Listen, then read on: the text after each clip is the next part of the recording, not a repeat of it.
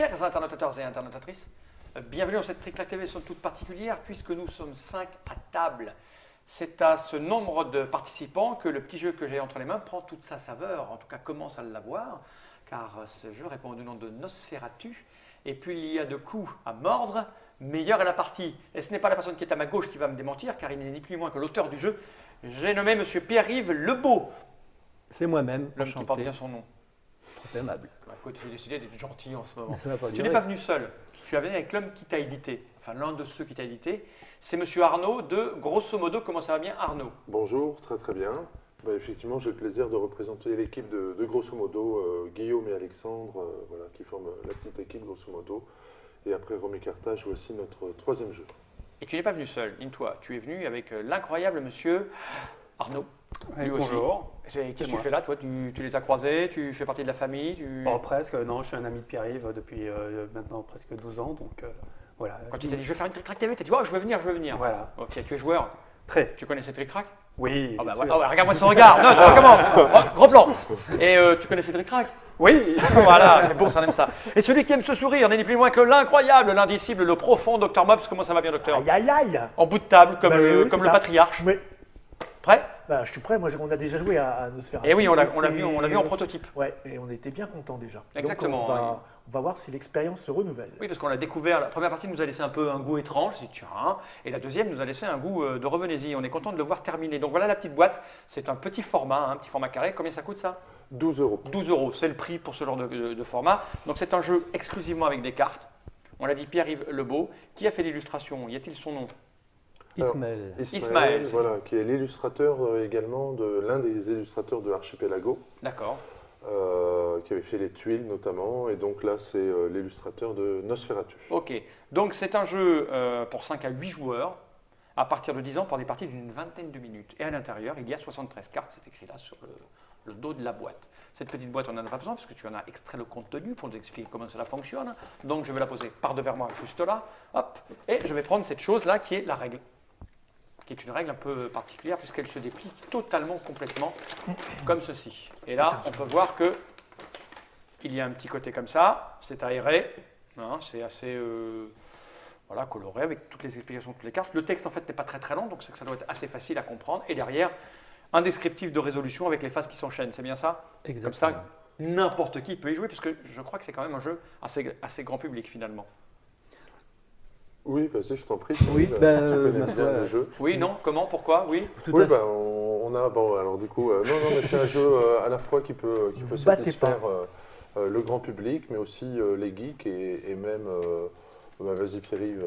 Et même quoi? si tu veux. Oui, enfin voilà, c'est un jeu qui est ouvert, qui fait un petit peu le pont, enfin dans les parties, toutes les parties de test que j'ai pu faire, qui fait le pont entre le geek qui va aller chercher les petites ficelles tactiques pour être plus malin que le malin, et puis le grand public qui voit un jeu avec un thème accrocheur et puis finalement une mécanique qui n'est pas trop compliquée, qui va y jouer à sa manière Ok. en s'amusant. Et donc, on va analyser cette mécanique, cette petite règle, j'en ai pas besoin parce que tu es là, je vais la poser aussi par devant moi, et on a envie de dire, n'est-ce pas Mops, cette phrase qui nous vient Mais- régulièrement. Qu'est-ce que donc quoi? Et oui, on t'écoute. Eh bien, Nosferatu est une chasse aux vampires.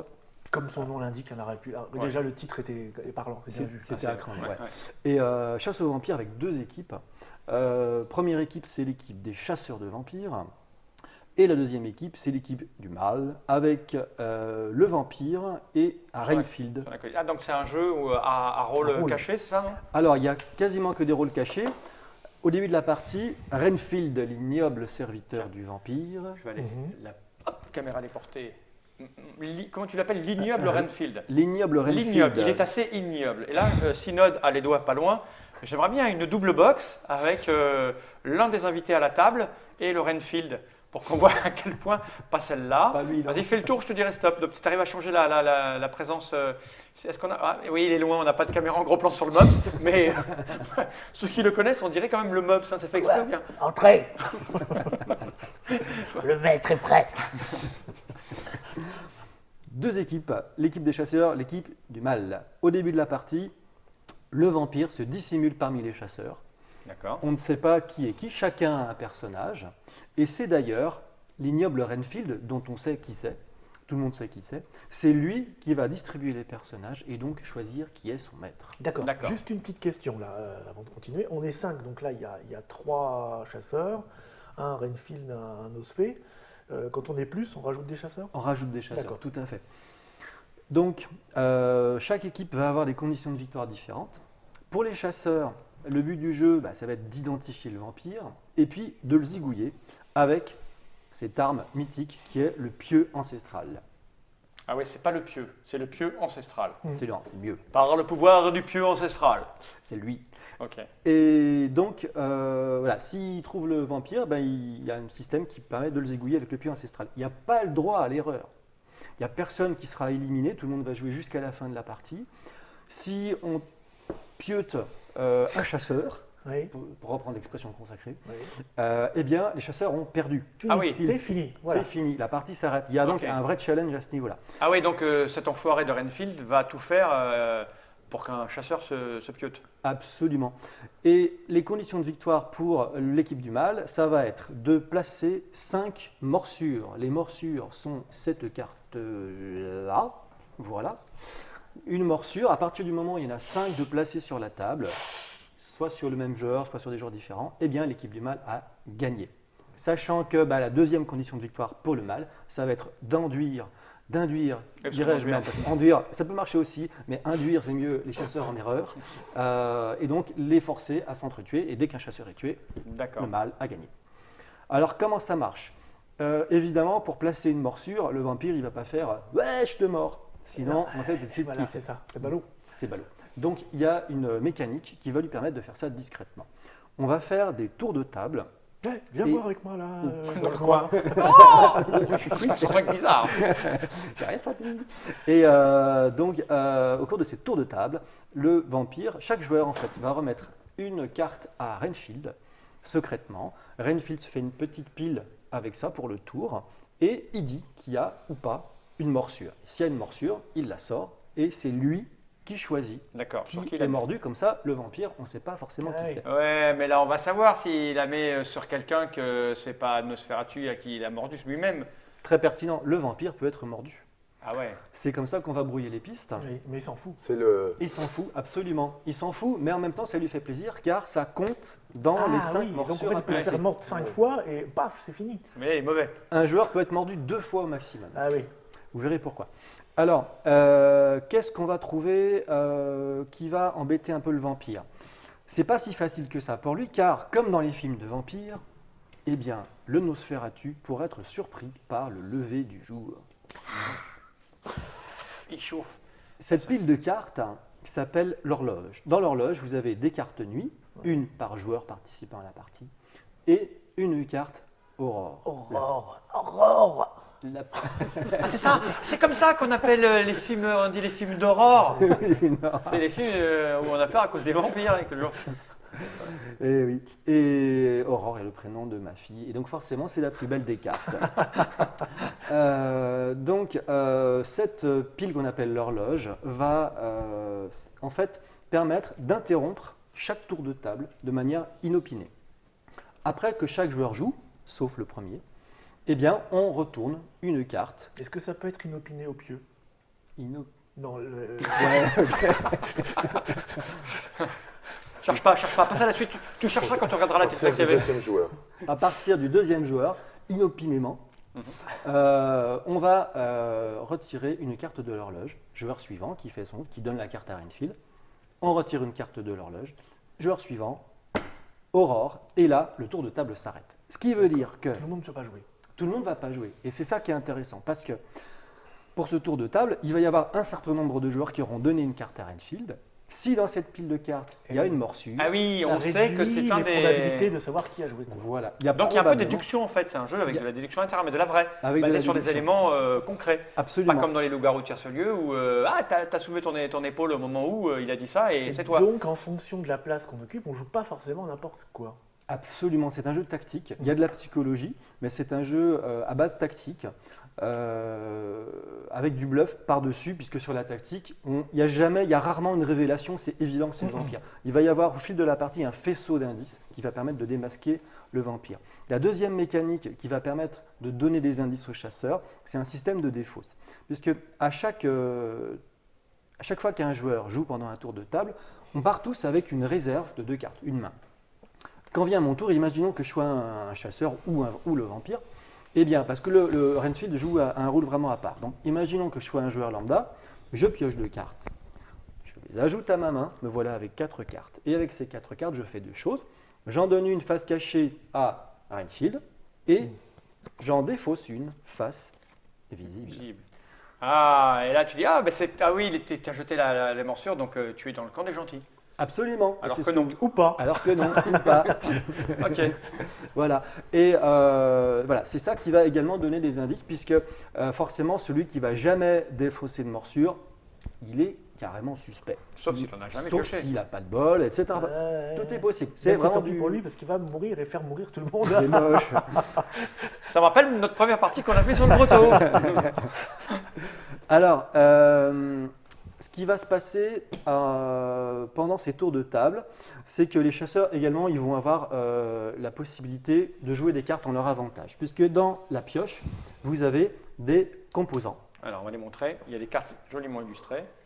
Voilà. On peut dire qu'il y a 3 types de cartes dans la bibliothèque et puis quelques cartes nues. Plus les cartes nuit, tout à fait. 3 types de cartes, donc la morsure, on l'a vu. Le composant qui va servir aux chasseurs à lancer de puissants rituels. Voici les 3 puissants rituels. Si au cours d'un tour de table, 100% des cartes remises à Renfield sont des composants, eh bien, un rituel est lancé. 100%, c'est chaud. Hein. C'est chaud, Oh. sauf que... Ah, ça fait 4 cartes. On est 4, c'est ça? Oui, et d'autant que si le tour de table est interrompu, il en suffit de 2 sur 2. Ouais. Et que même le vampire, parfois, a tout intérêt à mettre des composants. Parce que les chasseurs, il faut qu'ils communiquent. Ils vont se dire, les chasseurs, entre eux, ouais, c'est le moment, on a tous des composants, on va les jouer, tout le monde est prêt, c'est bon, allez, on tente le rituel. Et le vampire, s'il ne met pas de composants, s'il met ne serait-ce qu'une rumeur, qui est une petite carte qui n'a pas d'effet direct, eh bien, et si le tour de table s'arrête inopinément, au bout de 3 cartes, eh bien, forcément, si le rituel n'est pas passé, c'est que le vampire, il est parmi les joueurs qui ont participé Et là, à ce il- tour eh de oui. table. Chaud aux fesses. L'intérêt donc des rituels, c'est pas tellement leurs effets qui sont puissants, je vais vous les décrire, mais c'est déjà de mettre la pression aux vampires et c'est même leur intérêt principal. La pression artérielle. C'est moche.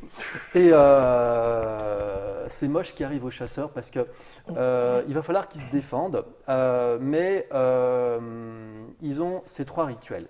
Le premier, c'est la transfusion sanguine. Voilà. Et là, la pression artérielle va forcément remonter un bon coup, ça fait du bien. Ça permet aux joueurs mordus, en fait, De se démordre. de se démordre, absolument. Donc, on revient à une morsure de moins dans le décompte. Il y a la distorsion temporelle. Eh bien, elle va retirer une nuit de l'horloge. Et forcément, une horloge avec une nuit de moins, c'est très très bien parce que le jour aura tendance à se Avec lever de vite. plus en plus souvent. Et il y a le miroir en argent qui oblige Renfield à retourner une carte personnage. Chacun a sa carte personnage face cachée devant lui, sauf Renfield. Et donc, quand il y a le miroir en argent, D'accord. eh bien, Il Renfield, ne va pas retourner son copain. ouais, ça, il va pas retourner son copain, mais ça va éliminer un suspect. Ok. Donc dans les cartes, on a dit il y a les nuits, il y a les morsures, il y a les composants, les rumeurs qui vont donc un peu Les diluer rumeurs, le c'est ça. jeu, permettre de casser des rituels, Ouais, elles etc. n'ont aucun effet, hein, la carte rumeur Aucun n'a aucun effet. effet. Ça peut Ouais. être plus un échappatoire parce qu'on ne veut pas mettre de morsure ou à l'inverse un composant. Exactement. Et on va trouver quelques cartes nuit. Eh bien, si le vampire arrive à en piocher, il peut, comme les morsures, les donner à Renfield pendant les tours de table. Et là, Renfield, à la fin du tour de table, il dit, eh bien, il y a une nuit, enfin il peut même dire qu'il y a une morsure plus une nuit. Vous allez voir que c'est possible que les chasseurs, malgré eux, mettent des morsures. Eh bien, il la sort et elle est rajoutée à l'horloge. Et ça, c'est D'accord. vraiment une très mauvaise nouvelle pour les chasseurs. Ok. Alors, après les tours de table, de 2 choses l'une. Soit le jour s'est levé, c'est-à-dire que le tour de table a été interrompu par l'aurore. Dans ce cas-là, le porteur du pieu ancestral, cette carte de pieu ancestral, va tourner, enfin pas dans le sens des aiguilles d'une montre, mais elle va être échangée au fil de la partie. Eh bien, le porteur du puits ancestral, si le jour se lève, il a deux possibilités. La première, c'est d'aller pioter le vampire. Alors, il va désigner un joueur. Hop, Arnaud, Piote. c'est toi le vampire, j'en suis certain. Je Et te là, jure que non, c'est pas moi. Vas-y, oui, mais mets-le vas-y. sur lui, mets-le Moi, sur lui. moi, Je je te suis jure sûr que que c'est pas moi. lui, Je te jure voilà. que c'est pas moi. Et voilà. Et donc, il oblige, après une petite discussion, eh bien, il est obligé de retourner son personnage. Si c'est le vampire, les chasseurs ont gagné. Si c'est un chasseur, le mâle a gagné. On ne piote pas plusieurs fois, on piote qu'une Non. fois par partie. Voilà. Absolument. C'est Alors, un vrai. la carte, est-ce que la carte arrive dans les mains du vampire? C'est possible. Et voilà, C'est alors, possible. il n'a pas le droit de pioter les gens, lui, parce que sinon c'est trop facile. Le premier Donc à tour, lui, pour ne pas être suspecté davantage, de dire mais il y a encore d'autres suspects, je suis persuadé de semer la zizanie, je suis Non. persuadé que c'est lui le vampire, mais je le piote de pas tout de diviser suite, tout parce le que, monde et de par voilà. contre, le vampire, lui, n'a pas le droit de pioter. Il n'a pas le droit de pioter. Il a le droit de détenir le pieu. Mais pas nous, d'accord. Il doit juste parce que voilà. Ça peut être aussi un indice quand le mec refuse de pioter qui que ce soit. Voilà. Finalement. Mais bon, on est très proche du moment fatidique, donc Oui, mais comment on le tue dans ces cas-là? Parce qu'il le passe, le Il le pieu. passe. Ah oui. On Eh peut- oui. on peut- Le pieu passe de main en main. mais bon, en même temps, il y a un enjeu véritable parce qu'on peut faire perdre l'équipe Bah oui. en Ok. tuant. Donc de deux choses l'une, à la fin d'un tour de table, soit le jour s'est levé et le possesseur, si c'est un chasseur, peut soit pioter, soit le passer au joueur de son choix. Et si on a fini le tour de table sans que le jour se lève, on a fait un tour de table complet avec que des nuits, eh bien cette fois c'est Renfield qui décide qui est le nouveau porteur du pieu. Ok. C'est vrai. C'est Choix- vrai que moi, quand j'étais plus jeune, moi maintenant, hein, mais quand le soleil se levait, j'allais me pioter. Mhm. Elle est bonne, On va elle est bonne. vérifier, Merci, on va vérifier. C'est pas évident avec ce truc-là quand même. Donc Renfield a un choix éminemment tactique quand il décide du nouveau porteur, parce que ça va conditionner plein de trucs. Ok. Voilà. Mais il est Renfield pour toute la partie. Oui, absolument. Chacun garde son rôle pour toute la partie. Je vous ai quasiment tout Ça, dit. alors, deux si on a choses. consommé Il toutes les manque cartes, encore là, deux choses, ouais. si on a consommé toutes les cartes, Voilà. qu'est-ce qui se passe? À la Parce que fin de la partie- pioche, on refait une nouvelle pioche avec la D'accord. défausse, Et mais mais il se passe quelque chose. Si depuis le début de la pioche, le vampire n'a pas pioté, n'a pas mordu, si depuis le début de la pioche, le Oui. vampire n'a pas mordu, Oui. il est sanctionné. Et en fait, c'est le porteur du pied ancestral qui désigne un personnage, une carte personnage, et elle est retournée. Et là, lui, à moins que ce soit le vampire, il va avoir tendance à aller retourner la carte du vampire. ok. Dans ce cas, le vampire est très très mal. Donc ça, c'est à la fin de chaque pioche. Et donc s'il y a une deuxième pioche, etc. Et on a un aide-mémoire, c'est la carte ténébreuse. Voici la carte ténébreuse.